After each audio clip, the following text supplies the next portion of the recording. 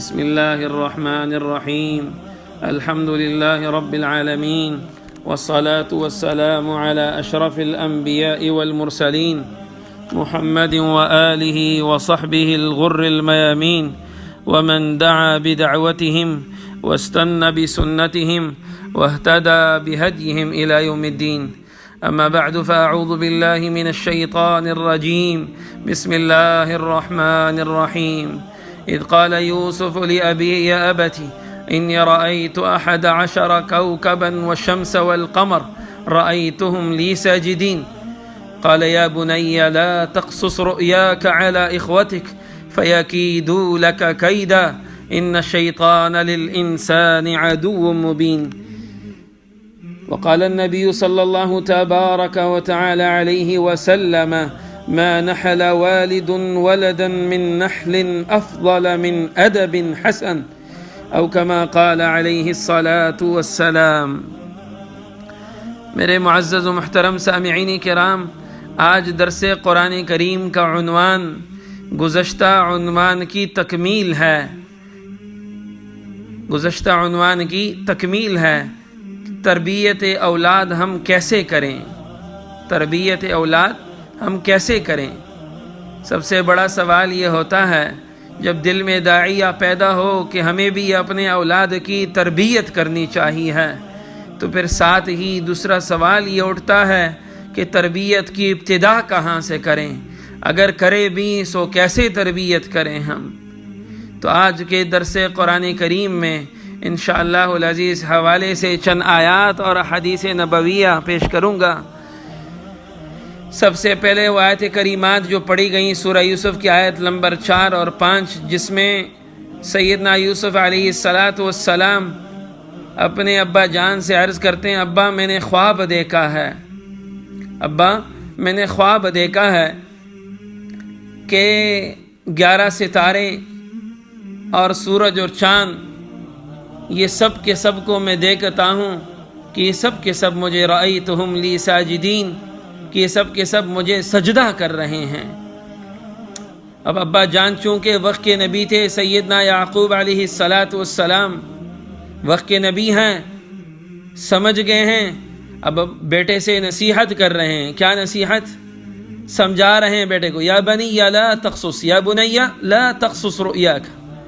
صاحبزادے، اب یہ خواب اپنا جو ہے اپنے بھائیوں کو نہ بتلانا. لا تقصص رؤیاک علی اخوتک فیکیدوا لک کیدا، وہ تمہارے خلاف کوئی سازش تیار کر لیں گے. ان الشیطان للانسان عدو مبین، بے شک شیطان انسان کا کھلا دشمن ہے.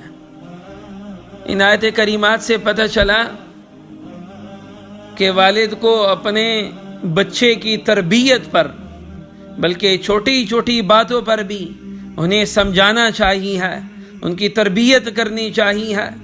اب دیکھیں یہ خواب کا معاملہ ہے، مگر پھر بھی ابا جان اپنے صاحبزادے یوسف علیہ السلام سے فرما رہے ہیں: صاحبزادے یہ خواب باقی دیگر بھائیوں کو نہ بتلانا، وہ تمہارے خلاف کوئی سازش نہ کر لیں. اسی طریقے سے سرکار دو عالم صلی اللہ علیہ وسلم کی جو روایت پڑھی گئی خطبے میں، اس میں فرمایا سرکار دو عالم صلی اللہ علیہ وسلم نے کہ کسی والد نے اپنے بچے کو اس سے بڑھ کر اچھا ہدیہ نہیں دیا، اچھا انعام نہیں دیا، اچھا گفٹ نہیں عطا کیا کہ اس سے اچھا ادب سکھا دیا ہو، یعنی با ادب بنا دیا ہو.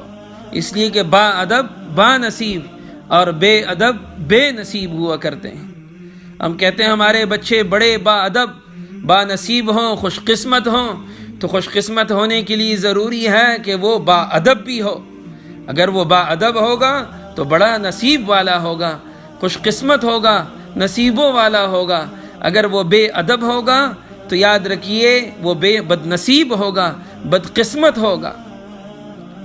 با ادب کو ہر کسی کی دعا لگا کرے گی اور بے ادب کو ہر کوئی بد دعا دیا کرے گا.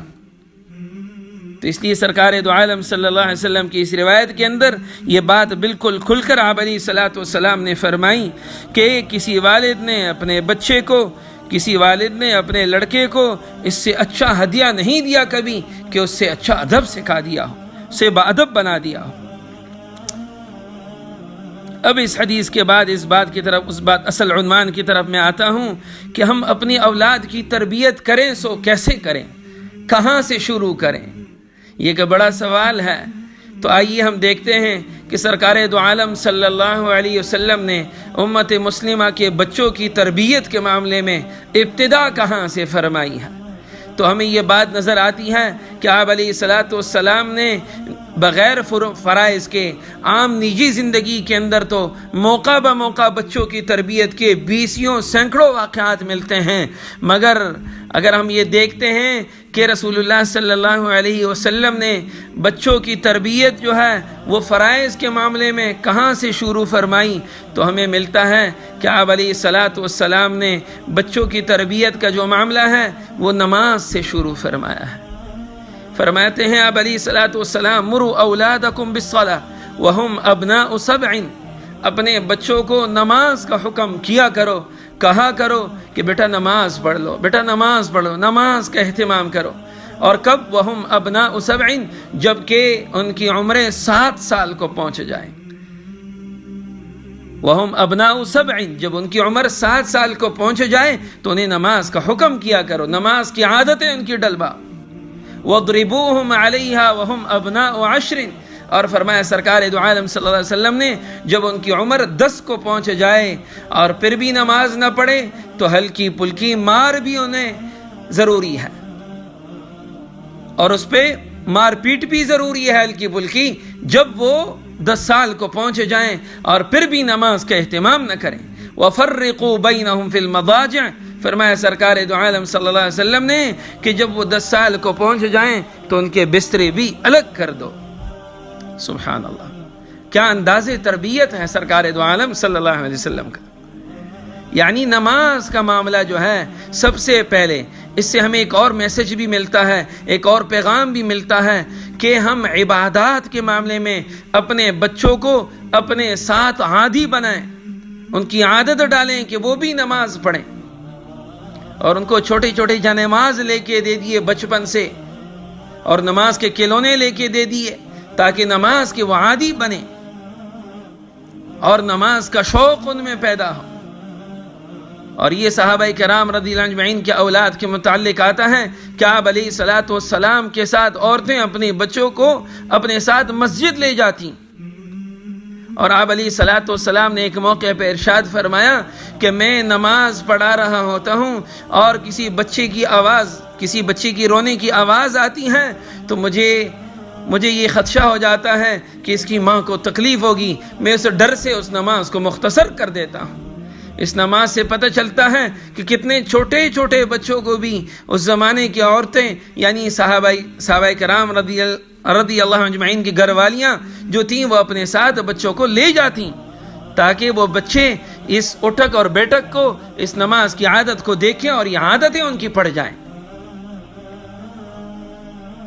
اور اس سے بڑھ کر اگر ہم مزید دیکھتے ہیں تو ہمیں ملتا ہے کہ سرکار دو عالم صلی اللہ علیہ وسلم کے زمانے کے اندر باقاعدہ عورتیں اپنے ساتھ بچوں کو روزے کا عادی بناتی اور روزے کا اہتمام کرواتی۔ باقاعدہ روایات میں ملتا ہے، بخاری شریف اور مسلم شریف کی دونوں کی روایت ہے، ربیع بنت معوذ رضی اللہ عنہا فرماتی ہیں کہ رسول اکرم صلی اللہ علیہ وسلم نے ایک دن عاشورہ کا دن تھا اور آپ علیہ الصلاۃ والسلام نے انصار کی بستیوں کی طرف ایک پیغام دے کے ایک شخص کو بھیجا جو یہ اعلان کر رہا تھا، من کان اصبح صائما، جس نے آج کے دن صبح کی ہے روزے کی حالت میں، فلیتم صومہ، اسے چاہیے کہ اپنا روزہ پورا کرے، ومن کان اصبح مفطرا فلیصم بقیۃ یومہ، اور جس نے آج کے دن روزہ نہیں رکھا، افطار کیا ہے، اسے چاہیے کہ باقی دن کا روزہ رکھ لے۔ اس روایت کے ذیل میں فرماتی ہیں ربیع بنت معوذ صحابیہ ہیں کہ فَكُنَّا نَصُومُهُ بَعْدَ ذَلِكَ، ہم عاشورہ کا دن کا روزہ رکھا کرتے اس کے بعد، وَنُصَوِّمُ صِبْيَانَنَا الصِّغَارَ مِنْهُمْ، اور اپنے چھوٹے چھوٹے بچوں کو بھی روزے کی تربیت کراتے اور ان سے روزہ رکھواتے، وَنَذْهَبُ إِلَى الْمَسْجِدِ، اور مسجد ہم اپنے ساتھ ان کو لے جاتے، فَنَجْعَلَ لَهُمُ اللَّعْبَةَ مِنَ الْعَهْدِ، اور اون سے ان کے لیے ہم کھلونے بناتے. جب فَإِذَا بَكَى أَحَدُهُم مِّنَ الطَّعَامِ، اگر کوئی بچہ رو پڑتا بھوک سے، أَعْطَيْنَاهُ إِيَّاهُ، تو پھر ہمیں وہ کھلونے ان کو دے دیتے. حَتَّى يَكُونَ عِندَ الْإِفْطَارِ، یہاں تک کہ افطار تک وہ بچے صبر کرتے. سبحان اللہ. یعنی بچپنے سے بچوں کو روزے کا بھی اہتمام کروانے کی تربیت. سبحان اللہ. یہ تربیت کا اہم ترین حصہ ہے عبادات، یعنی نماز اور روزہ، بلکہ حج کے واقعات بھی اگر ہم دیکھیں تو سرکار دو عالم صلی اللہ علیہ وسلم کے زمانے کے اندر ہمیں بخوبی ملتے ہیں. ایک روایت میں آتا ہے، مسلم شریف کے اندر یہ روایت موجود ہے، فرمایا سرکار دو عالم صلی اللہ علیہ وسلم ایک مرتبہ مدینہ کے قریب کی ایک بستی روحا ہے، وہاں پہ ایک قوم سے آپ علیہ السلام کی ملاقات ہوئی جو قافلے کی حالت میں رواں تھے، جا رہے تھے. آپ علیہ السلام نے پوچھا من القوم، یہ قوم کون ہے؟ سب نے عرض کیا المسلمون ہیں، مسلمان ہیں. انہوں نے پوچھا آپ کون؟ آپ علیہ السلام کو انہوں نے پہچانا نہیں. تو ساتھ میں آپ علیہ السلام نے اپنا تعارف کرایا، رسول اللہ، میں اللہ کا رسول ہوں. تو ساتھ ہی ایک عورت نے اپنے بچے کو سر کے اوپر اٹھا لیا، یا رسول اللہ الہذا حج، کیا اس بچے کا بھی حج ہو جائے گا؟ آپ نے فرمایا نعم ولکی اجر، جی ہاں اس بچے کی طرف سے بھی حج ہو جائے گا اور اس کا اجر آپ کو ملے گا. بلکہ صائب ابن یزید رضی اللہ عنہ فرماتے ہیں کہ میں رسول اکرم صلی اللہ علیہ وسلم کے ساتھ حجۃ الوداع، یعنی آپ علیہ السلام کے آخری حج کے موقع پہ شریک تھا. وَأَنَا ابْنُ 7 سنین، اور اس وقت میری عمر بمشکل 7 سال تھی، یعنی میں 7 سال کا تھا. یہ دیکھیے ایک اور روایت حضرت عبداللہ ابن عمر رضی اللہ عنہ سے منقول ہے، فرماتے ہیں جاء غلام الی النبی صلی اللہ علیہ وسلم، آپ علیہ السلام کے پاس ایک بچہ آیا اور وہ حج کے لیے تیار تھا جانے کے لیے، اور عرض کیا یا رسول اللہ انی ارید الحج، میں حج پہ جانا چاہتا ہوں. آپ علیہ السلام اس کو دیکھ کر اتنے خوش ہوئے، فمشى معه رسول اللہ صلی اللہ علیہ وسلم، آپ علیہ السلام اس کی دل لگی کے لیے اٹھ گئے مجلس سے اور اس بچے کے ساتھ چلنے لگے اور ساتھ ہی نصیحت کرنے لگے، یا غلام زودک اللہ التقوی، اے بچے اللہ آپ کو تقوی کی ذات راہ نصیب کرے، یعنی متقی بنا دے. ووجہک فی الخیر، اور نیک کاموں کی توفیق نصیب فرمائے. وکفاک الہم، اور حج کی مشقت کے لیے آپ کے لیے اللہ آپ کا کافی ہو جائے. چونکہ حج مشقت کی عبادت ہے، اور ایک بچوں کے اندر یہ شوق پیدا کرنا اس زمانے کے اندر عام عادت تھی صحابہ کرام کی. بلکہ روایت میں آتا ہے فلما رجع الغلام علی النبی صلی اللہ علیہ وسلم، جب یہ بچہ حج سے واپس آیا تو پھر سرکار دو عالم صلی اللہ علیہ وسلم کی خدمت اقدس میں حاضر ہوا. پھر آپ علیہ السلام نے ان کو مبارکباد دی حج کی اور فرمایا غلام بچے قبل اللہ حجک، اللہ آپ کی حج کو قبول فرمائے. وغفر ذنبک، آپ کے گناہ کی مغفرت فرمائے. واخلف نفقتک، اور آپ نے جو خرچہ کیا ہے، جو جیب خرچ کیا ہے، جو آپ نے خرچے اخراجات کیے ہیں، اللہ اس کا بہترین بدلہ نصیب فرمائے. سبحان اللہ. یعنی بچوں کی بھی عادتیں ڈالی گئی تھیں صحابہ کرام رضی اللہ عنہم اجمعین کے زمانے کے اندر. نماز کا اہتمام ان سے کروانا بچوں سے، اور روزے کا اہتمام کروانا بچوں سے، اور اسی طریقے سے حج یا عمرے پہ ساتھ لے کے جانا بچوں کو، یہ ساری بچوں کی تربیت کا اہم ترین حصہ ہے. اور اسی طریقے سے عبادات کے ساتھ ساتھ ان کے عقائد کی تربیت بھی کرنا.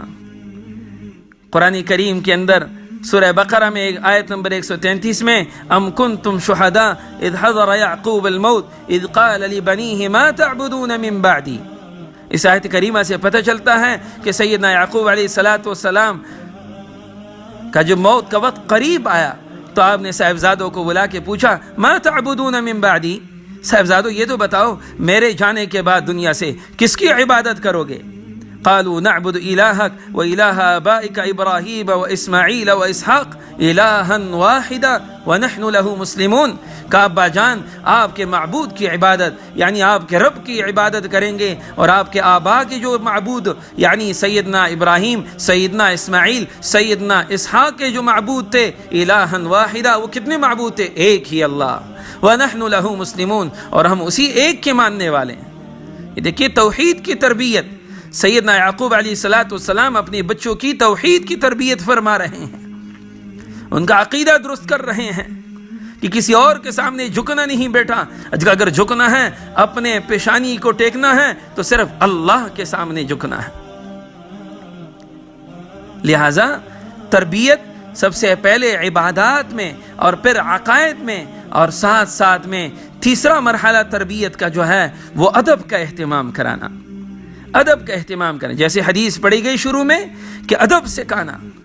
بعض بزرگوں سے یہ قول منقول ہے، اپنے بچوں کو نصیحت کرتے ہوئے فرماتے تھے یا بنی لن تتعلم بابا من الادب، صاحبزادے اگر تو ادب کا ایک باب سیکھے، ایک مسئلہ سیکھے، احب الی من ان تتعلم 70 بابا من ابواب العلم، اگر تو علم کے 70 مسئلے سیکھے اس سے زیادہ مجھے محبوب ہے کہ تو ادب کا ایک باب سیکھے، یعنی ایک مسئلہ سیکھ لے، ادب کا ایک باب، ایک مسئلہ تو سیکھ لے۔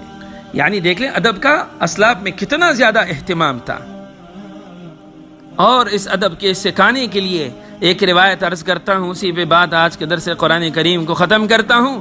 امام طبرانی صاحب رحمہ اللہ ابی امامہ رضی اللہ عنہ سے روایت نقل کرتے ہیں کہ فرمایا سرکار دو عالم صلی اللہ علیہ وسلم نے ان لقمان قال لابنه یا بنی علیک بمجالسة العلماء واسمع کلام الحکماء، کہ سیدنا آپ علیہ الصلوۃ والسلام کے ارشاد مبارک ہیں کہ لقمان حکیم نے اپنے صاحبزادے کو نصیحت کرتے ہوئے فرمایا یا بنیہ میرے صاحبزادے علیک بمجالسة العلماء، ان آداب کو سیکھنے کے لیے، بادب رہنے کے لیے، ان عبادات کی تربیت حاصل کرنے کے لیے تربیت گاہیں کہاں ہیں، کہاں جائیں، بچوں کو کہاں بھیجیں؟ فرمایا علیک بمجالسة العلماء، علماء کی مجلس میں بیٹھا کر، بیٹا علماء کی مجالس میں بیٹھا کر، واسمع کلام الحکماء، اور دانا لوگوں کی بات یعنی صالحین نیکوکار لوگوں کی باتیں سنا کر، فإن اللہ یحیی القلب المیت، بے شک اللہ جل شانہ مردہ دل کو زندہ کرتے ہیں، بنور الحکمہ، حکمت کے نور سے، کما یحیی الارض المیتۃ بوابل المطر، جس طرح کہ اللہ جل شانہ بنجر زمین کو تیز بارش سے زندہ فرماتے ہیں۔ سبحان اللہ۔ تو پتہ چلا کہ ادب کو سیکھنے کے لیے، سکھانے کے لیے اپنے بچوں کو صالحین کے ہاں بھیجیں، نیک لوگوں کے پاس بھیجیں، نیک مجالس میں ان کو بھیجیں، اس سے اللہ جل شانہ ان کے ظاہر کے ساتھ ان کا باطن بھی اللہ جل شانہ بنا دیں گے۔ اللہ جل شانہ سے دعا ہے کہ اللہ جل شانہ ہمیں اپنے بچوں کی، اپنے اولاد کی تربیت اس منہج پر جس پر سرکار دو عالم صلی اللہ علیہ وسلم نے اپنے صحابہ کی اولاد کی فرمائی تھی، ہمیں بھی توفیق نصیب فرمائے۔ وما علینا الا البلاغ المبین۔